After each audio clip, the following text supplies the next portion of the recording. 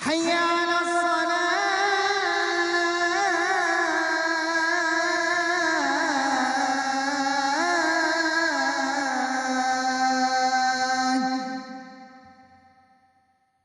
حي على الفلاح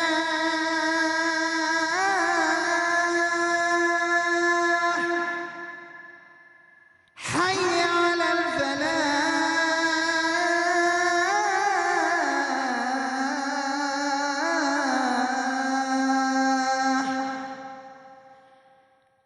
الله أكبر الله أكبر لا إله إلا الله.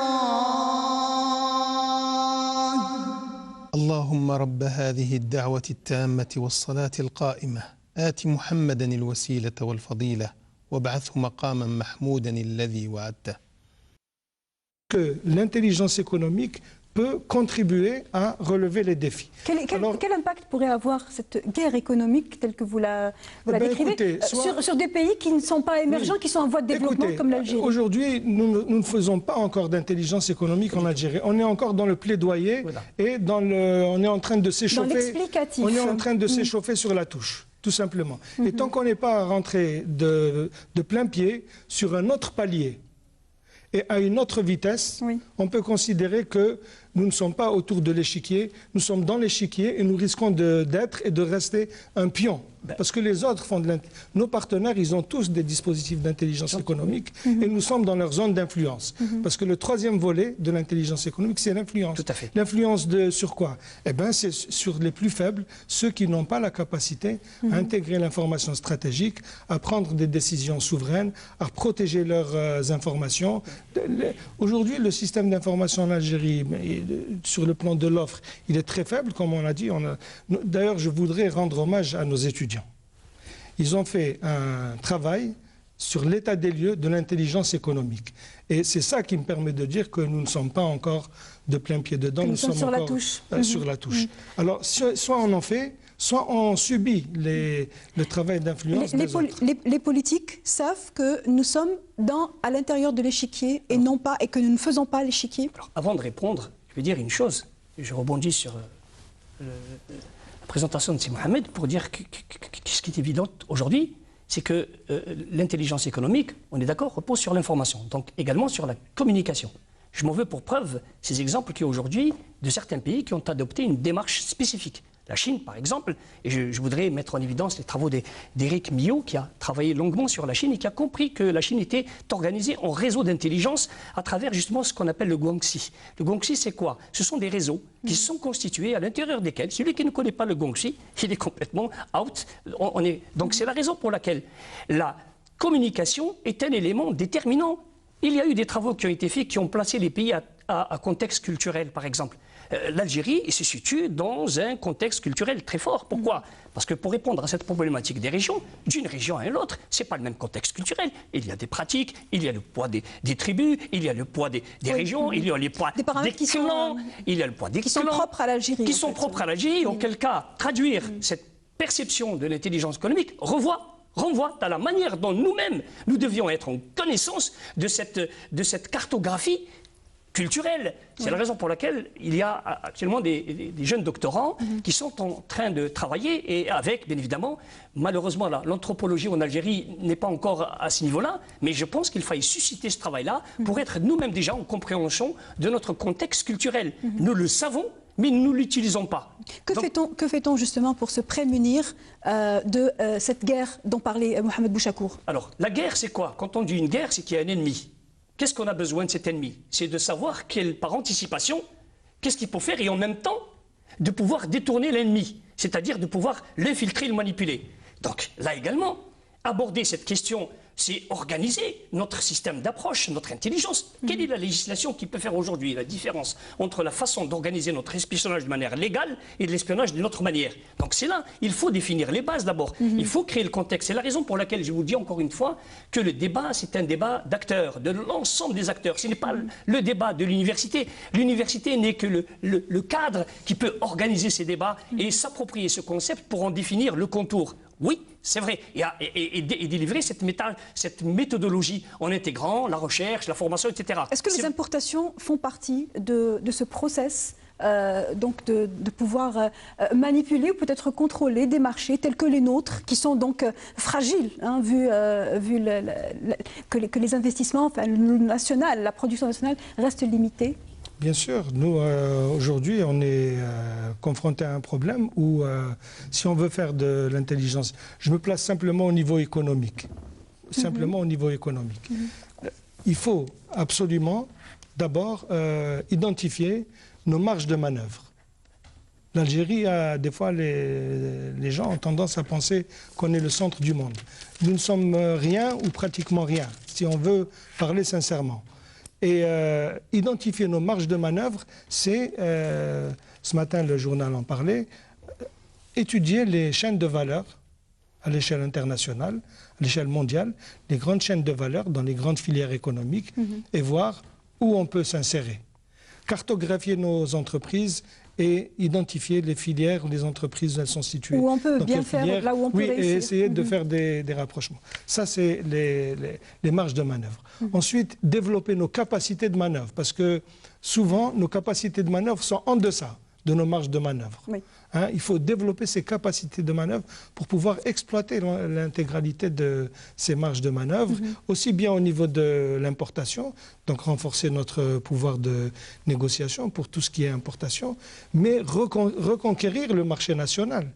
Reconquérir le marché national, ça veut dire redévelopper un certain nombre de secteurs, de filières dans l'agroalimentaire, dans tout ce qui a explosé ces dernières années dans les rubriques de l'importation et pouvoir récupérer des parts de marché. Bien sûr, créer de l'emploi. Protéger aussi les secteurs stratégiques. Bon, le mot secteur stratégique est un peu à géométrie variable, mais en fait, dans le monde, tout le monde sait ce que c'est qu'un secteur stratégique, sauf nous. On pense que c'est seulement les hydrocarbures. Non. Secteur stratégique, c'est ce qui vous crée de l'emploi, crée de la richesse, mais c'est ce qui donne de la puissance à un pays. Et ce qui donne de la puissance à un pays aujourd'hui, c'est tout ce qui est économie de la connaissance, l'université, les centres de recherche, qui malheureusement, dans beaucoup de cas, sont un peu clochardisés. Dans les autres pays du monde, c'est des fers de lance de l'économie de la connaissance, d'innovation et de l'intelligence économique. On a énormément élargi le spectre de la discussion autour de l'intelligence économique, mais on n'a pas parlé d'un problème qui peut être nodal, hein, vous allez me le dire, oui ou non, la bureaucratie. La bureaucratie, quel impact peut-elle avoir? Comment peut-elle contribuer? Alors, contribuer. Contribuer, c'est un bien grand mot. Freiner. Voilà, freiner l'intelligence économique. Voilà, c'est l'un des obstacles et l'une des craintes de toute personne, toute institution qui veut s'inscrire et qui veut adopter un dispositif d'intelligence économique. Parce que la bureaucratie, et on n'est pas le seul pays qui en souffre, fait perdre énormément de temps. Et en intelligence économique, le temps, c'est de l'argent. C'est-à-dire que moi, j'ai besoin de mettre en place des actions et de pouvoir les évaluer, ces actions, rapidement. Mais si déjà les actions, le temps qu'elles se mettent en place à cause d'un problème administratif ou autre n'est pas fait, et le temps que moi, j'ai ces informations, voilà, et que ça y est, le train est déjà parti, à quoi ça me sert? Voilà, il est trop tard. Et c'est un frein donc qui... C'est le principe, en ce qui me concerne, les entreprises. c'est l'un des freins principaux l'intelligence économique. D'investissement. Il nous reste 5 dernières minutes pour évoquer le concept d'intelligence économique vu par l'Algérie. Est-ce qu'il faut copier le concept d'intelligence économique français? Faut-il copier l'anglo-saxon? Ou bien faut-il s'approprier, ou bien faut-il se faire son propre concept? Je pense que quelque part, ce qui nous a un petit peu marqué durant ces siècles où l'Algérie s'est cherché une voie de développement, c'est de s'être attelé à suivre les modèles. Et nous mesurons encore les conséquences. Les modèles choisis en Algérie doivent être adaptés à la réalité, aux spécificités algériennes, comportementales, situation vécue. Mais qu'il faut qu'on fasse le bilan. Il faut qu'on soit en mesure de mettre en place ce diagnostic. Et donc les états généraux doivent être établis. Mais c'est une question politique. Ça a déjà été fait, les états généraux. Oui, mais je dis encore une fois, mais c'est une question politique. Aujourd'hui, vous me parlez, juste je rebondis sur cette question pour montrer l'ampleur de ce qu'aujourd'hui, cette situation représente une lecture importante. Je vais vous dire pourquoi. Vous parlez de l'importation aujourd'hui. Ben, vous voyez très bien que je ne veux pas faire de lecture politique, hein, je l'exprime de manière économique. En 10 ans, nous avions importé l'équivalent de près de 500 milliards de dollars. Est-ce que ces 500 milliards de dollars ont contribué à la croissance économique? Je me pose des questions. Et nous le voyons qu'aujourd'hui, nous sommes toujours en retrait par rapport à cette croissance économique. Bien au contraire, nous avons accentué notre dépendance de l'extérieur en termes de ressources et nous avons quelque part également ici, si vous voulez, réduit cette façon pour nous d'être en autonomie pour pouvoir prendre des décisions. Et donc le problème, il est entier et cela renvoie aujourd'hui à cette lecture que nous avons et qui constitue un enjeu très important, c'est que l'affectation des ressources de l'État doivent être prioritairement stratégiques. Quand on voit aujourd'hui un rapport de Doing Business qui vous classe 153e, qu'est-ce que ça veut dire Doing Business? C'est tout simplement des critères qu'on peut être d'accord ou non. Hein. Mais ces critères sont là. C'est 1, la bureaucratie. C'est 2, c'est notre façon, nous-mêmes, de donner l'occasion aux entreprises d'être éligibles au crédit. Là aussi, il y a beaucoup de bureaucratie. Il y a les banques, il y a tous les acteurs. Et puis on va dire, là également, c'est tous les acteurs qui doivent être chambres de commerce. Le climat des affaires en cours. Le climat des affaires en cours. Et donc partant de là, c'est à nous c'est une notation à être qui est intelligents. contestée par beaucoup de ça sources. répond à votre question. C'est à nous à pouvoir être en capacité justement d'affecter les ressources prioritairement aux régions, aux administrations, mais c'est à elles qui sont performantes. Faisons le bilan de l'affectation des budgets. Vous allez voir que nous sommes budgétivores sans qu'il y ait une contrepartie.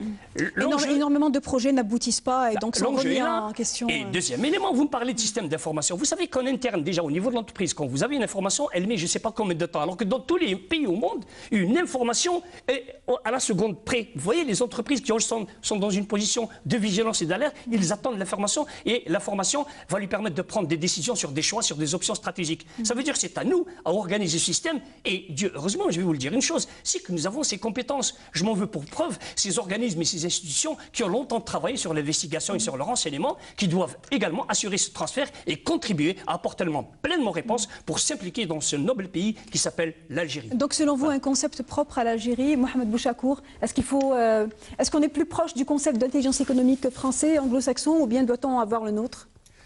En ce qui concerne la situation actuelle en Algérie, moi, ce que je peux vous dire, c'est que dans le cadre du modèle économique actuel ou le régime de croissance actuel, nous n'avons pas besoin d'intelligence économique. C'est un modèle de développement ou d'un modèle de fonctionnement de l'économie qui n'a pas besoin d'intelligence économique. Je dirais même plus, il a besoin ni d'intelligence ni d'économie parce qu'il repose sur la rente. À partir du moment où on décide de se préparer à la diversification de notre économie et à la relève des hydrocarbures, là, oui.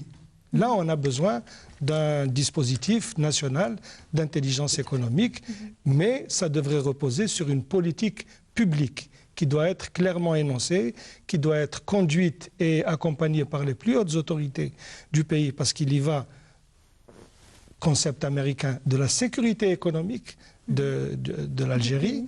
Et là, à ce moment-là, il pourrait y avoir un Conseil national de l'intelligence économique avec des déclinaisons dans les secteurs, des déclinaisons dans les régions, dans les wilayats.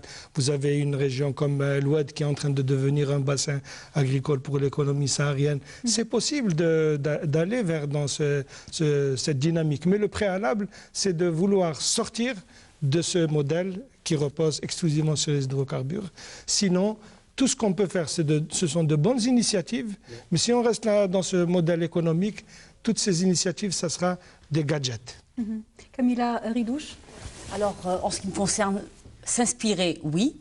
Donc on peut très bien prendre le modèle français, le modèle japonais, mais je pense aussi qu'on doit analyser les différents facteurs d'échec, par exemple pour certains modèles, et justement ne pas retomber dans les mêmes échecs, et parfois voir qu'est-ce qui a fait le succès. Et ce qui a fait le succès de l'intelligence économique aux États-Unis n'est pas forcément ce qui a fait le succès de l'intelligence économique au Japon, etc. Je pense que chaque pays, comme l'a dit M. Bouchakour, je ne sais pas si on est dans cette optique d'intelligence économique en Algérie, mais en tout cas, je pense qu'il faut avoir son propre système parce qu'on a notre propre culture, nos propres spécificités et c'est ça qu'il faut mettre en œuvre. Camilla Ridouche, merci d'avoir répondu à nos questions. Mohamed Bouchakour, merci d'avoir été là. Et enfin, Abdelmajid Msbah, merci d'avoir accepté notre invitation. J'espère que nous vous avons davantage informé, éclairé sur ce qu'est l'intelligence économique. Finalement, c'est tout un débat, c'est 52 minutes. Merci de nous avoir suivis jusqu'au bout. Pour ceux qui voudraient revoir cette émission, elle est rediffusée le dimanche matin à 10h. Je vous souhaite une très bonne soirée à tous. Au revoir.